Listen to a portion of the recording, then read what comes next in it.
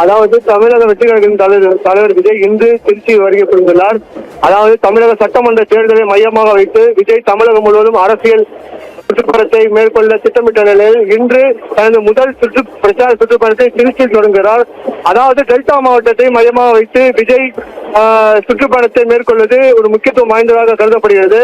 அதாவது திருச்சியில் மரக்கடை பகுதியில் சுற்றுப்பயணத்தை விஜய் மக்கள் மத்தியில் விஜய் பேச இருக்கிறார். அதாவது இன்று காலை 8:30 மணிக்கு சென்னையிலிருந்து தனி விமானம் மூலம் திருச்சி புறப்பட்டார். அதாவது 8:30 மணிக்கு புறப்பட்ட விஜய் 9:30 மணிக்கு திருச்சி வந்திருந்தார். அதாவது விமானத்தில் 1 மணி நேரத்தில் சென்னையிலிருந்து விஜய் இன்று திருச்சி வந்தார். ஆனால் தற்போது திருச்சி விமான நிலையத்திலிருந்து இந்த விஜய் பேசக்கூடிய மரக்கடை பகுதி ஒரு 10 கிலோமீட்டர் தொலைவில் கொண்டது. ஆனால் 9:30 மணிக்கு புறப்பட்ட விஜய் மணி 11:50 மணி ஆக உள்ளது. இந்த நிமிடம் வரை விஜய் இந்த இடத்திற்கு வந்து சேர முடியவில்லை.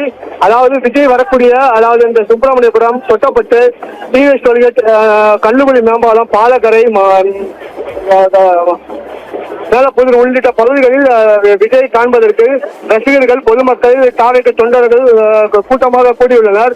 அது மட்டும் இல்லாமல் விஜயோட வாகனம் ஊர்ந்து வருகிறது. அதாவது விஜய் வரக்கூடிய வாகனத்தை ரசிகர்கள், பொதுமக்கள், தாவேக தொண்டர்கள், அவரை பார்க்கக்கூடிய ரசிகர்கள் அவர் வாகனத்தை சூழ்ந்து அவரை வரவிடாமல் தடுத்து வரக்கூடிய காட்சிகளை நாம் தற்போது நேரில் பார்த்துக் கொண்டிருக்கிறோம். அதாவது விஜயோட வாகனம் தற்போது சுப்பிரமணியபுரம் டோல்கேட் பகுதியை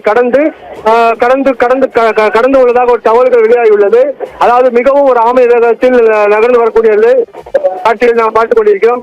அதாவது 9:30 மணிக்கு விஜய் திருச்சி விமான நிலையத்திலிருந்து புறப்பட்டால் தற்போது மணி 11:50 ஆகியுள்ளது. அதை இந்த 2 மணி நேரம் விஜய் 10 கிலோமீட்டர் தொலைவில் கடக்க முடியாத சூழ்நிலை ஏற்பட்டுள்ளது.